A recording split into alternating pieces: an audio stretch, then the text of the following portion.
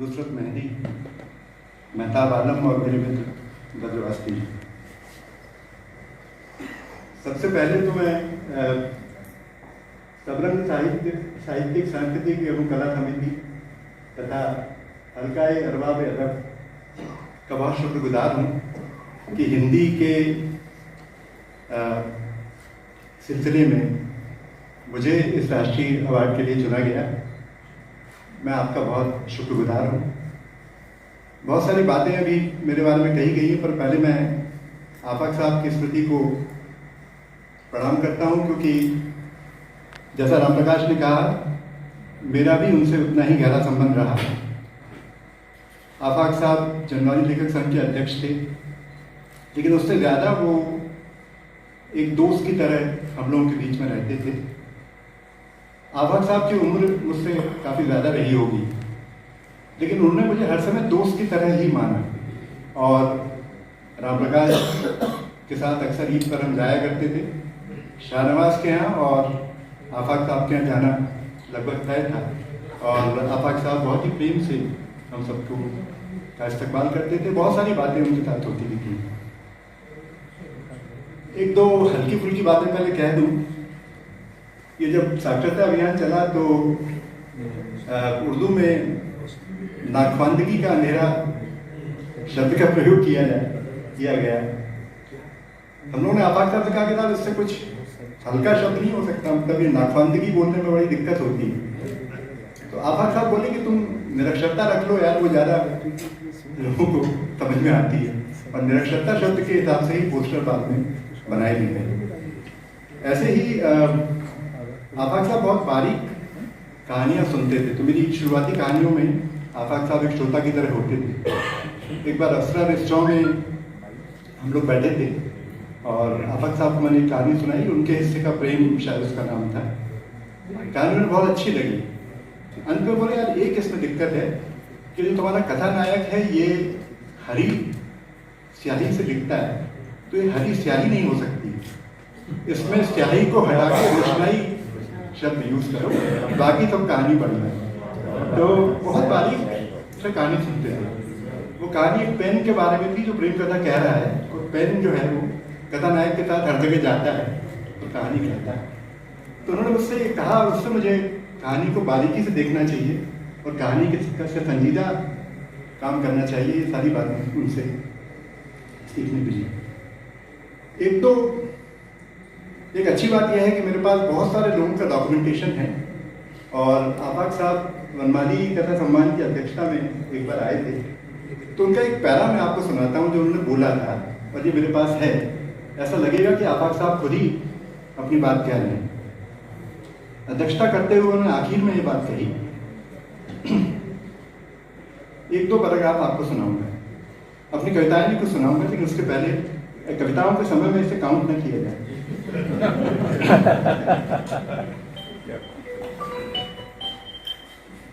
यहाँ पर कहानी के सिलसिले में बहुत सी बातें हुई, आफाक साहब कह रहे हैं। कुछ नॉवल और कुछ कहानी को जोड़कर ऐसा कुछ कि आज की कहानी में कितनी हिंदुस्तानियत हमको मिलती है और कितनी हमको आलमगीरियत मिलती है, उन सब के बारे में चर्चा हुई। और किस तरह से नरेशन है, यानी बयानिया के बारे में, और आज के मसाइल कहानी में हैं या नहीं है, इस सब के बारे में। तो हमारी उर्दू में एक बड़े नाकिद हैं क्रिटिक कलीमुद्दीन अहमद। उन्हें हमारे क्रिटिसिज्म में हर चीज़ बुरी नज़र आती है और शायरी में भी बुरी नज़र आती है। गज़ल को तो वो कहते हैं कि नीम भाषी सिंते सुगंध है, यानी अधपगलों की एक शैली है। उनकी मुसीबत क्या थी कि उन्होंने मगरिब से जो पढ़ा था उसको हिंदुस्तानी अदब में उर्दू अदब को जानना शुरू कर दिया। और ये बिल्कुल ऐसी बात हुई कि हम किसी हकीम वैद्य के पास जाएं, अपना हाल बताएं, उससे नुस्खे लिखवाएं, और उस नुस्खे को लेकर किसी मेडिकल स्टोर में पहुंच जाएं एलोपैथी वाले के यहाँ, और वहाँ जब हमें वो दवा नहीं मिले तो फौरन कहने लगे कि अरे इसकी दुकान में तो कुछ है ही नहीं। तो वो भी मगरिबी लोगों से नुस्खे लिखवाते थे और उनको ढूंढने के लिए किसी वैद्य के पास पहुंच जाते थे। जब नहीं मिलता था तो कहते थे अरे इसमें तो कुछ है ही नहीं। तो कुछ ऐसा ही मामला कहानी के बारे में नजर आ रहा है। ये बात सच नहीं है, हमारी कहानी में बहुत कुछ है लेकिन देखने की जरूरत है। गड़बड़ कहाँ से होती है कि जब हम अपने मियारों को उन मियारों तक पहुंचाने की कोशिश करते हैं जिन तक हम उन्हें पहुंचा नहीं सकते। ये ठीक है कि हमारी कहानी और बहुत सी कहानियां ऐसी हैं जिनको हम आलमी सतह पर या जिसे हम कहते हैं अंतर्राष्ट्रीय स्तर पर नाप सकते हैं और हमें किसी की शर्मिंदगी नहीं होती है। लेकिन शर्मिंदगी हमें कहाँ हो रही है, वो बिल्कुल मौजूदा जमाने की कहानी को देखकर उसकी वजह क्या होती है कि हम उसका मुलाजमा या मुकाबला उन कहानियों से करने लगते हैं जो कि बहुत पहले लिखी गई थी। मैं खुद भी क्योंकि छोटा मोटा कहानीकार हूँ तो मैं अक्सर सोचता हूँ कि मैंने कोई 30-40 कहानियाँ लिखी होंगी जब किताब छपने आई, तो उसमें से 7-8 कहानियाँ ही रखी। ऐसा होता है ना कि हमारे यहाँ बहुत सी नालायक औलाद होती है जिसको हम माफ़ कर देते हैं। तो जब कहानियों का इंतखाब करने लगे तो लगा कि ये तो बिल्कुल ऐसी कहानियाँ नहीं हैं जिनको अपनी औलाद माना जाए, तो इनको माफ़ करना ही बेहतर है और जो कुछ अच्छी हैं उनको रख लिया जाए। इसमें बड़ी मुश्किल लगती है। अब हर शख्स तो गालिब होता नहीं कि अपने 700-800 सफ़े के दीवान को 100 सफ़े में कर दे, और वो समझदार भी था कि उसने सोचा कि 700-800 तो अगर हम रखेंगे तो बहुत तनकीद होगी, अच्छा कलाम हमारा है वो चला जाएगा। तो ऐसा हम लोग अक्सर करते हैं। ये इसके आखिर में उन्होंने एक बात कही थी इस वक्तव्य के,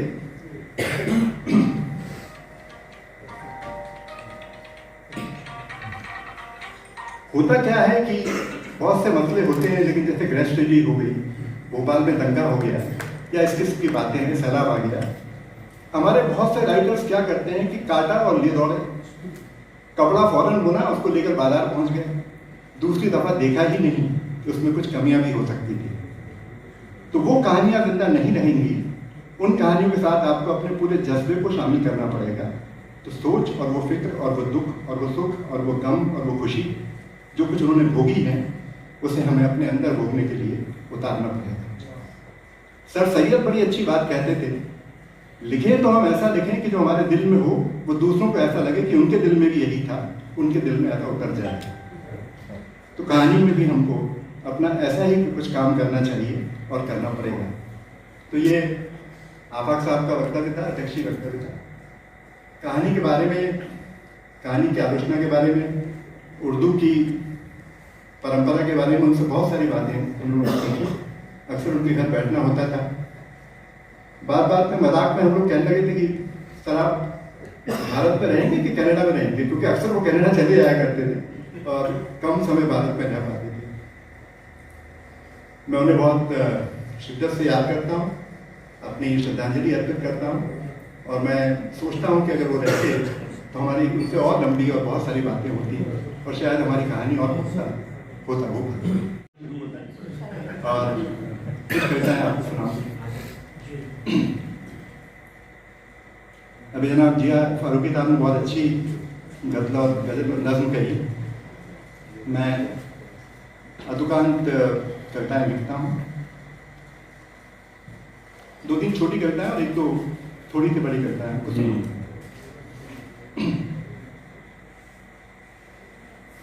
ये जब हम लोग 50 साल के हुए तो मेरी पत्नी के साथ किया हुआ एक ऑब्जर्वेशन है, इस पर चलता है। इसका नाम है सुई। धागा सुई में डाला, जैसे हर बार डालती होगी फुर्ती से आर पार। धागा सुई में डाला, जैसे हर बार डालती होगी फुर्ती से आर पार। पर इस बार अनुभव था बिल्कुल अलग, सुई अलग थी, धागा अलग। हाथ धीरे से कांपा दिल। अभी कितना कुछ तो रह गया है अपने आसपास पढ़ा अनपढ़ा, कितना कुछ तो बचा है दुनिया में देखा अनदेखा। अभी तो ठीक से किया भी नहीं प्यार, कहाँ बन पाया है ठीक ठीक अपना सारा संसार। पर सच ये था कि सुई चुभी थी अभी अभी अंगूठे के कोर में, और उस पर टिका था रक्त का एक बिंदु, अद्भुत संतुलन के साथ, उसी तरह जैसे आंखों की कोर में टिका था एक आंसू, गिरा कि अब गिरा। क्या बात है, बहुत उम्दा।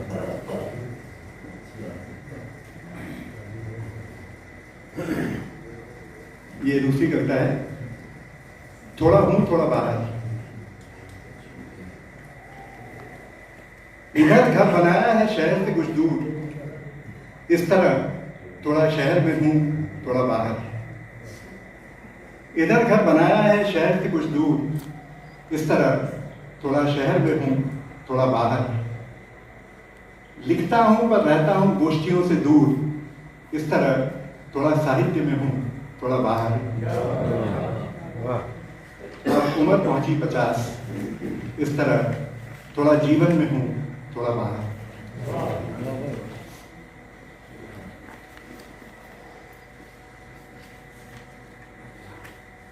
ये एक शुरुआती कविता है, इसको एक तरह की प्रेम कविता भी कहा जा सकता है। एक दोपहर धूप के संग, खिड़की खोली तो मिली आम के पत्तों के पीछे दुबकी हरी धूप। बहुत से काम थे मुझे सुबह से शाम तक, तभी घुसाई उचक कर खिड़की से हरी धूप, और धूप के साथ रंग बिरंगे चित्र, और चित्रों के साथ गुनगुनी यादें, और यादों के साथ उड़ने की इच्छा। तालाब, पेड़, मंदिर, कच्ची कैरियां, खिलखिल हंसी, लंबी सड़क और समयहीनता। सोचा मैंने कभी कभी काम नहीं भी करना चाहिए, आगे और काम करते रहने के लिए। बहुत बढ़िया,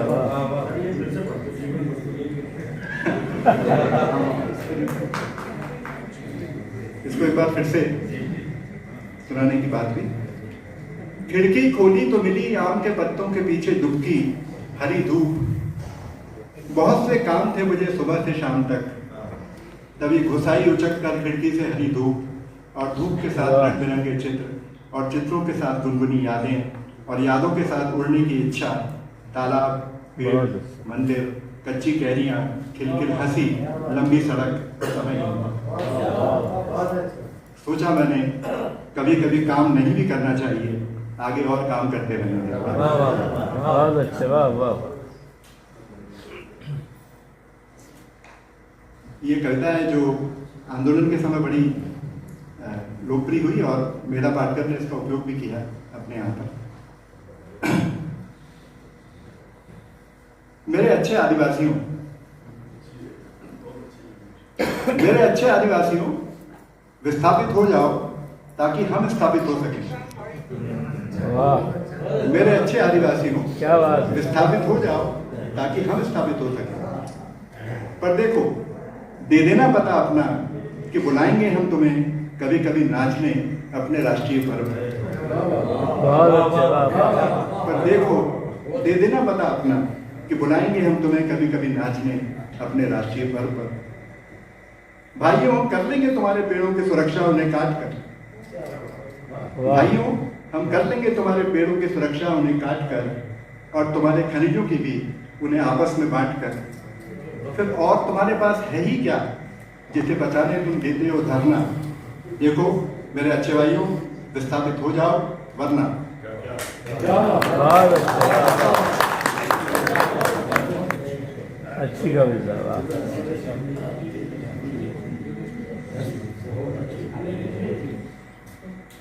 अब समय को देखते हुए एक दो और थोड़ी जी बड़ी कविताएं आपको सुना देता हूँ और समाप्त करते हैं।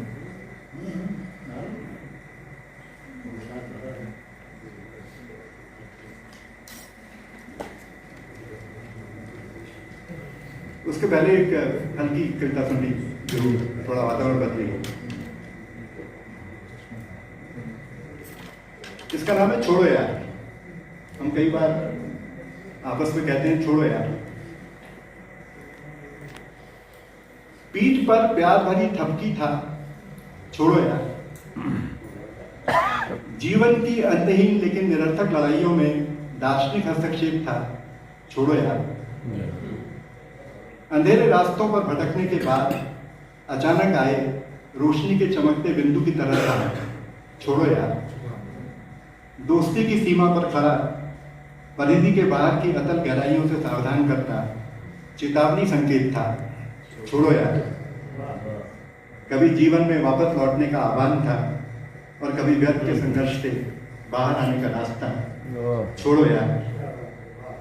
अब और क्या कहें छोड़ो यार के बारे में, छोड़ो यार।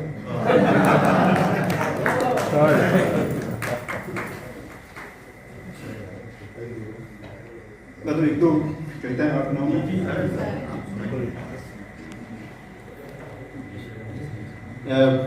जब मैं विश्वविद्यालय का चांसलर बना तो गवर्नर हाउस से कहा गया कि साहब अपना बायोडाटा भेजिए, और वो जीवन वृत्त लिखने की जो दिक्कत है, जब आप 50 से 60 की उम्र में जीवन वृत्त लिखते हैं, ये इस कविता में है। जैसे आप, कविता का नाम है जीवन वृत्त। बहुत दिनों के बाद एक बार फिर किसी ने मांगा था मेरा जीवन वृत्त। बहुत दिनों के बाद एक बार फिर किसी ने मांगा था मेरा जीवन वृत्त। सब जानते हैं तुम्हारा नाम और काम, बस औपचारिकता है जीवन वृत्त, उसने कहा था। मेज पर पड़ा कोरा कागज और मेरी सुंदर सी कलम मुझे मुंह चलाते पूछते थे, तो शुरू करें सर? और तब मैंने लिखा अपना नाम। वो मुझे ठीक ठीक याद था, और अपना पता भी, शुक्र है मैं उसे भूला नहीं था। पर अनुभव तक आते आते मैं रुका। मैं लिख सकता था उन सैकड़ों परियोजनाओं के बारे में जिनमें खपता रहा साल दर साल, जो लगभग एक समान थी और पहली एक दो के बाद भयानक ऊब पैदा करती थी। या उन सम्मेलनों और कार्यशालाओं के बारे में जिनमें चमकती रोशनी के बीच पैदा किया जाता था बहुत कुछ सीखने सिखाने का भ्रम, और बहुत सारे लोगों से हाथ मिलाने के बावजूद दिल रहता खाली का खाली। या घर से दफ्तर और दफ्तर से दिल्ली और दिल्ली से लंदन तक चल रही उस अनवरत दौड़ के बारे में जिसमें जीतने पर मुझे सफल कहा जा सकता था। पर क्या लिख सकता था मैं प्रेम के बारे में जिसने मुझे भीतर से बदला, संगीत के बारे में जिससे रस अब भी बरसता था, कविता के बारे में जिसमें सहेजा मैंने अपना अकेलापन, संघर्ष के बारे में जो चलता रहा सालों साल मेरे मन में सच और झूठ के बीच, या उस शाम के बारे में जब सुजाता बरसी थी मुझ पर और फिर रोई थी फूट फूट कर, या रात्रि के उस अंतिम प्रहर के बारे में जब अम्मा के सिरहाने बैठ में देखता रहा था उन्हें चाहते निस्सहाय। जब काल का वो छोटा सा खंड लगा था मुझे युगों के समान और दुनिया पूरी तरह निस्सार। उस खुशी के बारे में जब बेटे के साथ लौटता मैं अपने बचपन में, या बेटी के साथ झांकता उसकी खेल खुशबू वाली दुनिया में। अचानक मुझे लगा कि जीवन वृत्त तो नहीं ही था, और सीधी रेखा तो बिल्कुल भी नहीं। कागज वैसा ही रखा था कोरा का कोरा, बस उस पर लिखा था मेरा नाम और पता। सच कहता हूँ दोस्त, कुल इतना ही है मेरा जीवन वृत्त, और इसके आगे मुझे कुछ नहीं पता।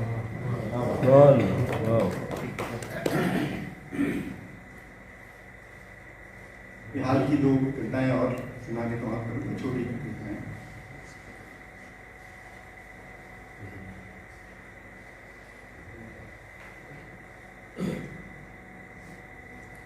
वैसे है तो ये मेरी बहनों के संदर्भ में, लेकिन सामान्य रूप से भी देखा जा सकता है।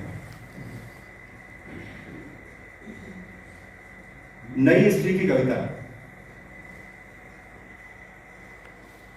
नई स्त्री की कविता उसकी आंखों में रहती है।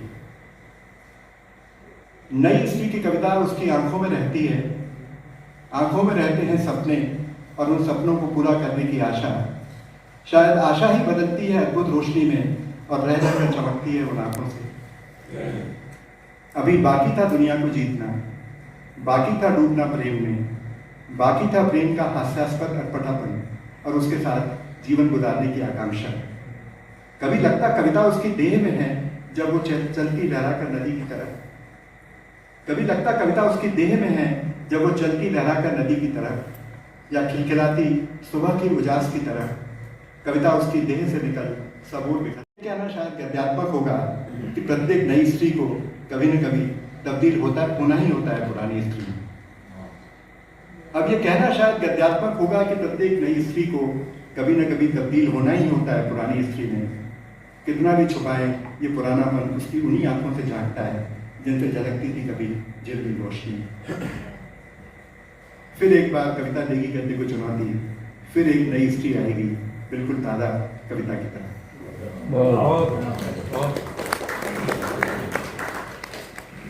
तो ये कुछ कविताएं थी। कभी समय मिलेगा तो आपको और ताज़ा कविताएं सुनाऊंगा। एक मजेदार कविता कृतज्ञता के साथ समाप्त करूं।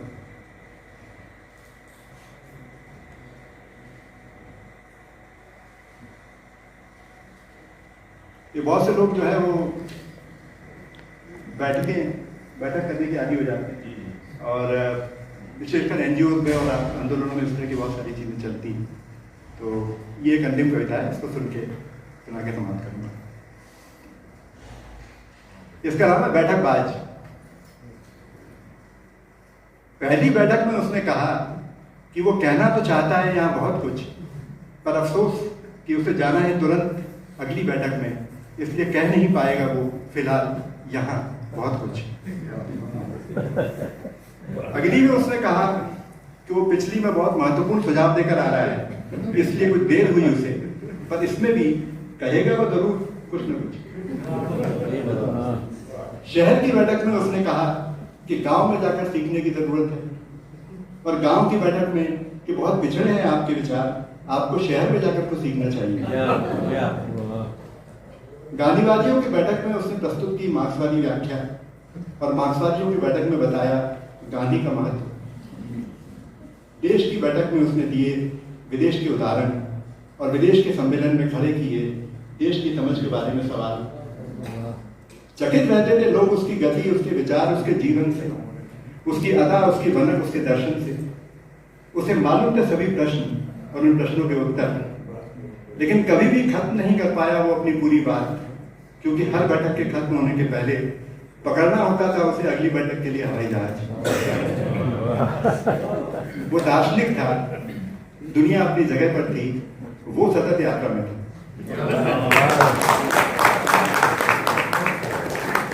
धन्यवाद, शुक्रिया। एक बार फिर मैं आप सबका आभारी हूँ, और संस्था जिसने इस अवार्ड के लिए मुझे चुना उसका बहुत बहुत आभार प्रकट करता हूँ। धन्यवाद।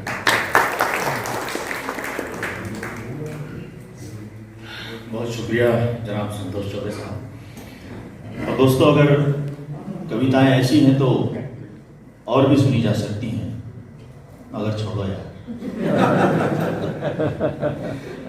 मैं बहुत शुक्रगुजार हूँ दोनों शख्सियतों का कि उन्होंने इस अवार्ड को कबूल किया और हमें इस एजाज़ का मौका दिया।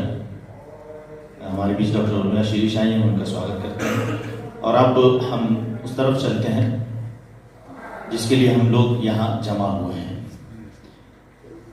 दोस्तों, आमतौर पर किसी भी अवार्ड फंक्शन में सम्मान का जो कार्यक्रम होता है उसमें होता यह है कि पहले लोगों को सम्मान दे दिया जाता है, उसके बाद उनसे ये प्रमाणित करने के लिए माइक पर बुलाया जाता है कि आपको सम्मान अगर दिया गया है तो क्या वाकई आप इस लायक थे। लेकिन हमने इस परंपरा को तोड़ा और ये वो तो फैसला आप लोगों पर छोड़ दिया कि पहले उनको हम माइक पर बुलाएं, वो अपनी बात रखें, शुक्रिया भी पहले अदा कर दें, और जो कुछ उनको सुनाना है, जो बात करना है वो पहले कर लें। हमने उस परंपरा को उल्टा किया है, तो ये भी एक कोशिश थी हमारी। आफाक साहब अक्सर ये कहा करते थे कि 2-4 प्रोग्राम तुम अपने बिगाड़ लो, अपने हाथ से बर्बाद करो अपने प्रोग्राम को। हमने कहा सर किस तरह?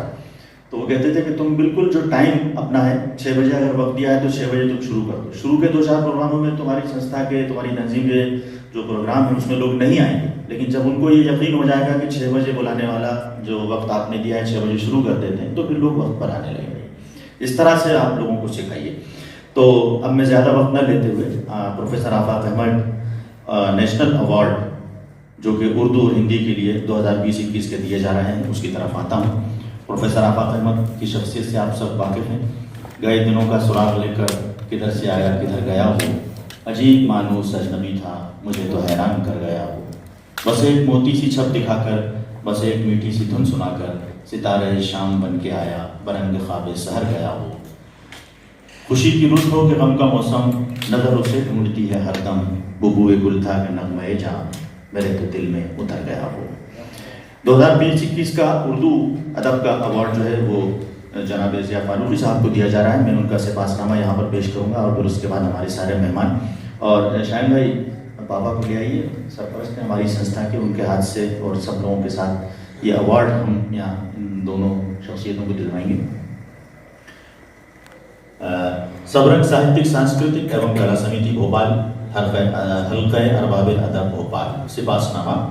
21 नवंबर 2021 बरोज़ इतवार बखिदमत मोहतरमुल मुकाम ज़िया फारूकी साहब। उर्दू ज़बान व अदब के मौजूदा मंजरनामे में आपकी शख्सियत और आपके फ़िक्र फ़न के नकूश इतने रोशन और इतने ताबनाक हैं कि उनका अहाता करना इस मुख्तसर नामे में मुमकिन नहीं। आप एक तवील अरसे से मैदान शेर व अदब में सरगर्म हैं। आपकी अब तक 9 किताबें मंजर-ए-आम पर आ चुकी हैं, जिनमें शेरी मजमूए भी हैं और नसरी निगारिशात भी। आपने अफसाने भी लिखे और तहकीक व तनकीद पर मबनी किताबें भी, जिनमें फरजंद भोपाल ज़ोहा मुजद्दिदी पर मोनोग्राफ भी है और भोपाल के अहल कदम पर तनकीदी और तौसीफ़ी मज़ामीन भी। इसके अलावा आपकी वो तख्लीक़ात जो नज़्म व नस्र की सूरत में बर्र-ए-सग़ीर के अदबी रसायल व जराइद में शाया होती रहती हैं, यकीनन ज़बान व अदब का कीमती सरमाया है। ग्रामी क़द्र ज़िया फारूकी साहब, आपने अपनी तहरीरों से जहाँ उर्दू ज़बान व अदब के असासे में ग्राबार इजाफ़ा किया, वहीं बगैर किसी नामो-नमूद के नई नस्ल की सालारेगी कर रहे हैं। आपके बुजुर्गों का ताल्लुक रियासत भोपाल से बहुत कदीमी है। यही वजह है कि आप एक तवील अरसे तक कानपुर जैसे सनदी शहर से वाबस्ता रहने के बाद अब आप अपने शहर खुश जमाल भोपाल को अपना मस्कन बनाए हुए हैं। आप जहाँ भी रहें अपने खुलूस, अपनी इंकिसारी और अपनी बेरोज़ वालिहाना मोहब्बत से अवाम व ख़वास के दिलों को मुसख्खर करते रहे। दरअसल आपकी रगों में उन साहिब इल्म और साहिब निस्बत बुजुर्गों का लहू रक़्सां है, जिनकी रूहानियत और इल्म ने सदियों तक लोगों के दिलों पर राज किया। आपकी शख्सियत और आपका रख रखाव भी इसी से इबारत है। मोहब्बतों के अमीन ज़िया फारूकी साहब, आज आपकी खिदमत में आफाक अहमद मेमोरियल नेशनल अवार्ड पेश करते हुए हम इंतहाई फ़ख्र और खुशी महसूस कर रहे हैं कि मरहूम प्रोफेसर आफाक अहमद का मकसद हयात भी ज़बान व अदब के फ़रोग़ से वाबस्ता रहा है और आप भी उसी रास्ते पर गामज़न हैं।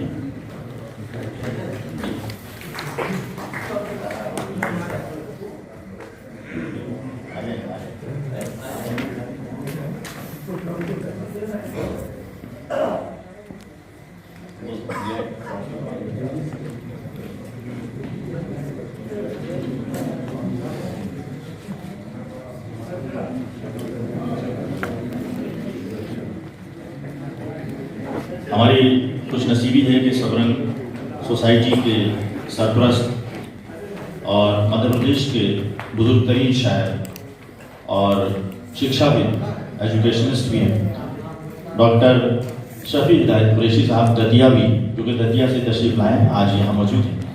उनके हाथ से हम अपने जो शख्सियतें हैं उनका एजाज़ कराएंगे, उनको अवार्ड दिया जाएगा।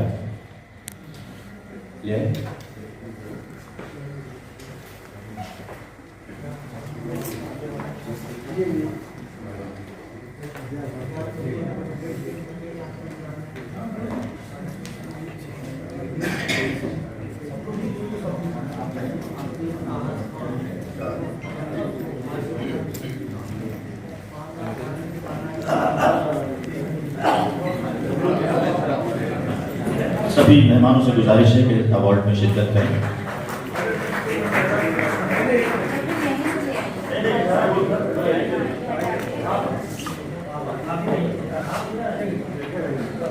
जनाब हसन मसूद साहब, आदरणीय संतोष चौबे जी, जनाब देवी सरत साहब, राजेश जोशी साहब, डॉक्टर नुसरत मेहदी, सब तशरीफ।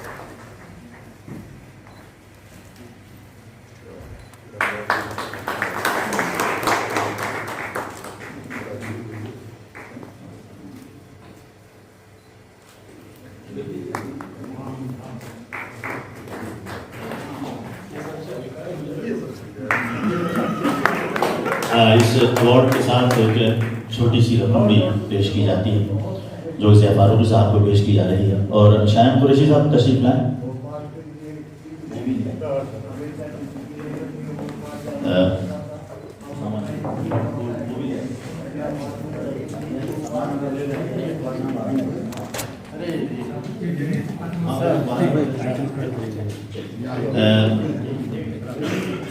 आदरणीय संतोष चौबे साहब को ये अवार्ड हम पहले दे रहे हैं, उनका सम्मान पत्र बाद में पढ़ा जाएगा क्योंकि हमारे सारे मेहमान यहाँ जमा हैं।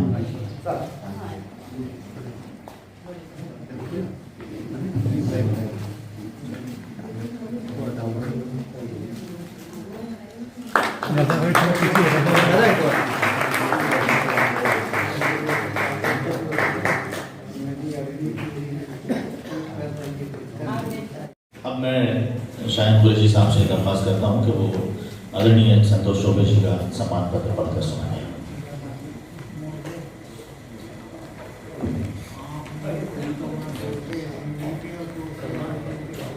सबरंग साहित्यिक सांस्कृतिक एवं कला समिति और हल्का प्रशस्ति पत्र प्रति आदरणीय श्री संतोष चौबे जी, दिनांक 21 नवंबर 2021 भोपाल। डॉक्टर सीवी रमन विश्वविद्यालय तथा रविन्द्रनाथ टैगोर विश्वविद्यालय के कुलाधिपति, आईसेट नेटवर्क, राष्ट्र संसाधन केंद्र, बनमाली सज्जन पीठ एवं टैगोर अंतर्राष्ट्रीय साहित्य एवं कला केंद्र के अध्यक्ष, साहित्य कला संस्कृति के वैश्विक मंच विश्व रंग के निदेशक, कवि, कथाकार, उपन्यासकार आदरणीय श्री संतोष चौबे हिंदी के उन विरल साहित्यकारों में से हैं जो साहित्य तथा विज्ञान के क्षेत्र में समान रूप से सक्रिय हैं। आपके 7 कथा संग्रह, 3 उपन्यास, 4 कविता संग्रह मंजर आम पर आकर मकबूल हुए हैं। आपकी कहानियों का मंचन देश के विभिन्न प्रसिद्ध मंचों पर होता रहा है। आपके द्वारा अनुदित टेरी Eagleton, Frederick Jamieson, Walter Benjamin एवं ओडिसस लाइटिस के निबंधों का अनुवाद व्यापक रूप से पढ़ा और सराहा गया। आपने कथाकार श्री वनमाली जी पर केंद्रित वनमाली समग्रता तथा कथा एवं उपन्यास पर केंद्रित वैचारिक गति की 2 पुस्तकों का संपादन भी किया है। इसी के साथ आपकी 2 आलोचना पुस्तकें प्रकाशित हुई हैं। आप समावर्तन के संपादक मंडल में हैं और नाटक तथा कलाओं पर आधारित अंतर्विधायी पत्रिका रंग संवाद के प्रमुख संपादक हैं। आपके द्वारा संपादित कथा कोश कथा मध्य प्रदेश को राष्ट्रव्यापी ख्याति प्राप्त हुई है। आपकी पुस्तक कंप्यूटर एक पर्चे हिंदी में कंप्यूटर की पहली किताब थी जिसने विक्रय के कीर्तिमान स्थापित किए और जिसे भारत सरकार का मेघनाथ साहा पुरस्कार प्राप्त हुआ। आप बच्चों के लिए कंप्यूटर की दुनिया एवं कंप्यूटर आपके लिए जैसे विषय की कई किताबों के तख्लीककार भी हैं।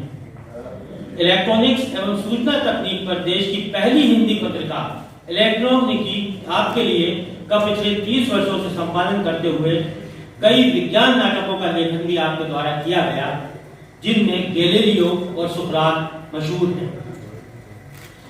श्री संतोष चौबे को कविता संग्रह कहीं और सच होंगे सपने के लिए मध्य प्रदेश साहित्य परिषद का दुष्यंत कुमार पुरस्कार, आलोचना पुस्तक कला की संगत के लिए स्पंदन पुरस्कार, अनुवाद के लिए मास्को डायरी के लिए मध्य प्रदेश राजभाषा प्रचार समिति का पुरस्कार एवं उपन्यास जल तरंग के लिए शैलेश मटियानी तथा वैली ऑफ वर्ड्स पुरस्कार प्राप्त हुए हैं। विज्ञान के लेखन के लिए भारत सरकार का राष्ट्रीय विज्ञान प्रचार पुरस्कार, मध्य प्रदेश हिंदी ग्रंथ अकादमी का डॉक्टर शंकर दयाल शर्मा पुरस्कार, राष्ट्रपति द्वारा इंडियन इनोवेशन अवार्ड तथा नेस्कॉम आईटी इनोवेशन अवार्ड एवं एशियन फोरम का प्रतिष्ठित अवार्ड, साथ ही सामाजिक उद्यमता के लिए भी कई राष्ट्रीय अंतर्राष्ट्रीय स्तर के प्रतिष्ठित अवार्ड प्राप्त हुए हैं।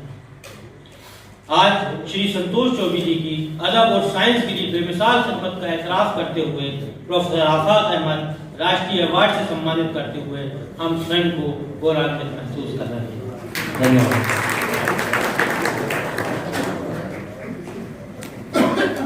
शुक्रिया शायद कुरैशी साहब। दोस्तों, ये एक ऐसा जलसा है, अक्सर जलसों में यह होता है कि लोग खुद बोलने के लिए तैयार होते हैं, बेचैन होते हैं, आतुर होते हैं, लेकिन ये जलसा ऐसा है कि यहाँ लोग मना कर रहे हैं कि हम नहीं बोलेंगे। अवार्ड दिया जा चुका है, शुक्रिया अदा किया जा चुका है, बातचीत हो चुकी है, लेकिन हम ये चाहते हैं कि फिर भी कुछ मुख्तसर बोलें, लेकिन बोले ज़रूर। तो और क्योंकि वक्त तो खैर अब ज़्यादा हो गया है, तो जाहिर है कि आप लोग खुद इस बात का ख्याल रखेंगे। मैं डॉक्टर मेहताब आलम साहब को बुला रहा हूँ, तशरीफ लाएं।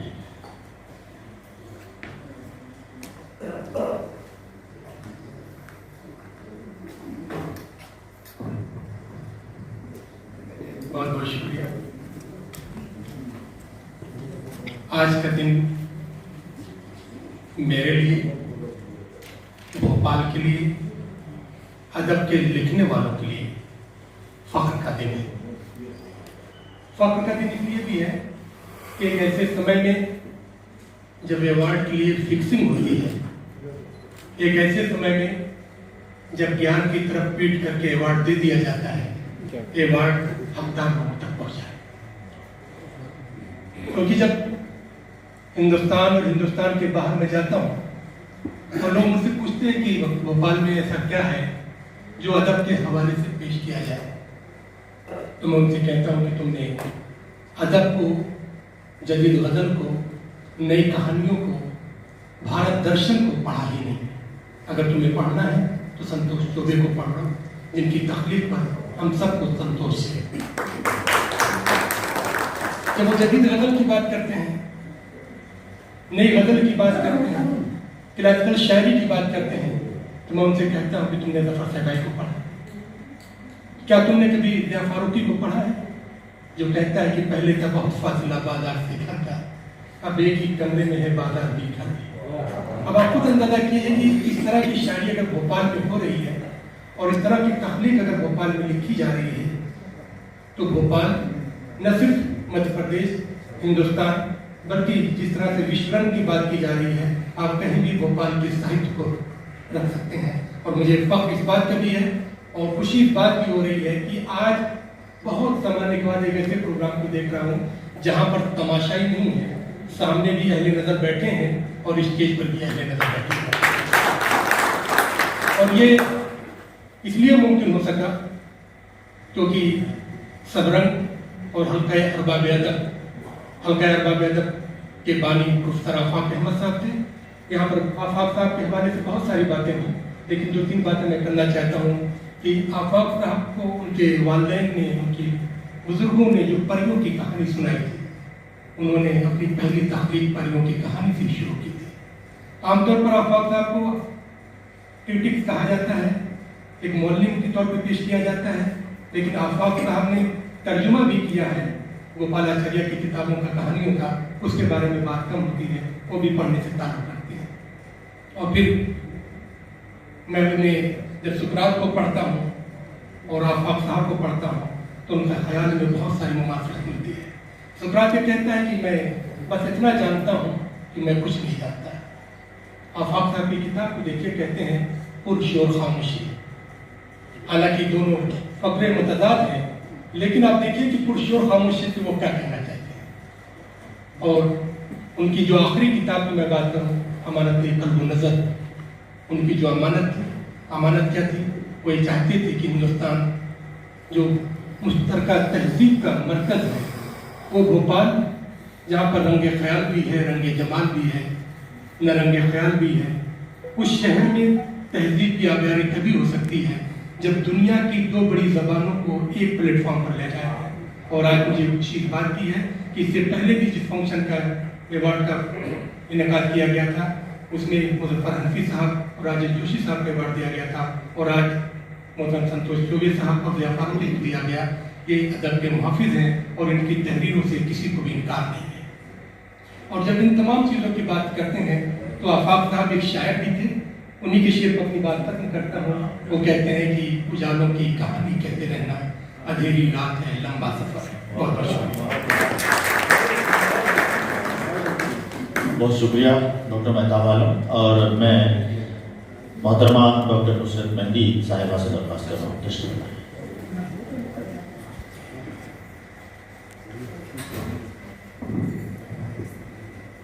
जनाब सदर मोहतरम हसन मसूद साहब, एजाज़ याफ्तागान मोहतरम संतोष चौबे साहब, ज़िया फारूकी साहब और स्टेज पर तशरीफ़ फरमा सभी मुअज़्ज़ज़ हज़रात, बदरवास्ती साहब, शायन कुरैशी साहब, मुअज़्ज़ज़ सामीन हज़रात, सबसे पहले खराज अक़ीदत पेश करती हूँ प्रोफेसर आफाक अहमद साहब को अपनी जानिब से। एक बस किस्सा याद आता है।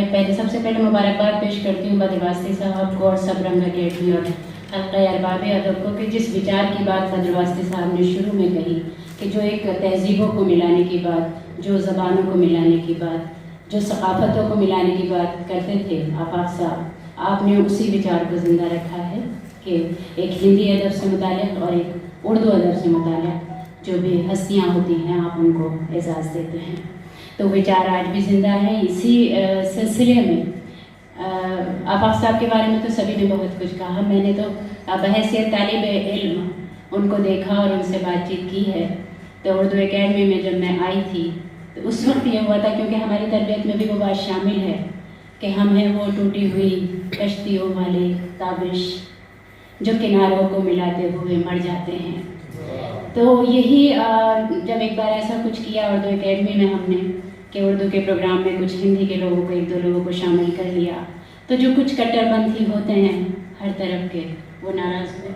तो दिल बहुत मुज़महल था, शुरू में डील करना भी नहीं आता था। तो मैंने उनसे कहा कि सर अच्छा नहीं लग रहा है लोगों को, ये प्रोग्राम अच्छा नहीं लगा।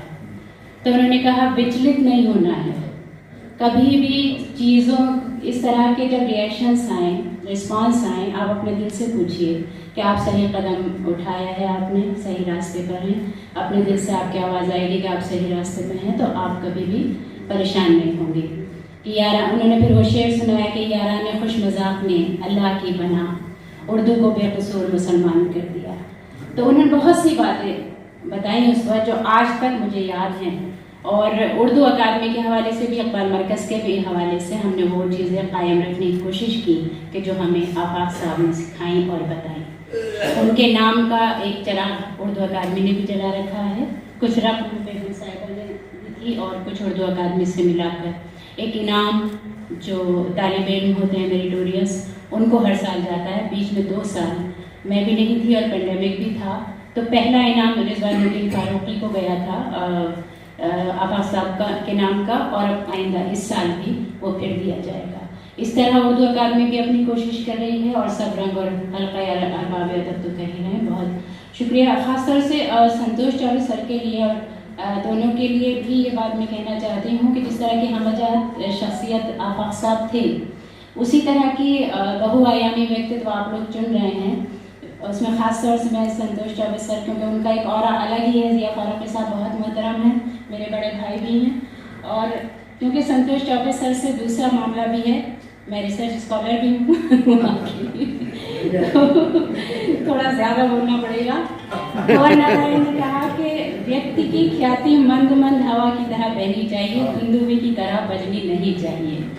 तो आप सब मुत्तफिक होंगे कि आदरणीय संतोष चौबे जी की ख्याति जितनी है वो दुंदुबी की तरह नहीं बजी है, बल्कि उनकी जो सफलता है वो खुद शोर मचाती है, उनकी जो उपलब्धियां हैं वो खुद चारों तरफ गूंज रही हैं। इसके साथ मैं आप दोनों को बहुत बहुत मुबारकबाद पेश करती हूँ।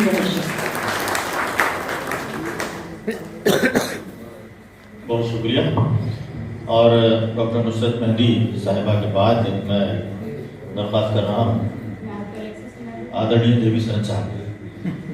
सर, आपने कहा था कि आप कोई आफाक साहब के बारे में बताएंगे।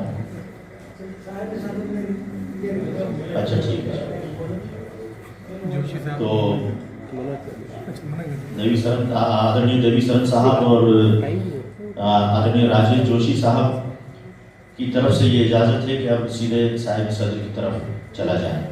तो आप सब भी इजाज़त दे दीजिए कि हम आज के इस जलसे के इख्तिताम पर पहुँचें और दावत दें प्रोफेसर मोहतरम हसन मसूद साहब को कि वो आएँ और अपनी दुआओं से नवाजें। तशरीफ़ लाएँ प्रोफेसर हसन मसूद।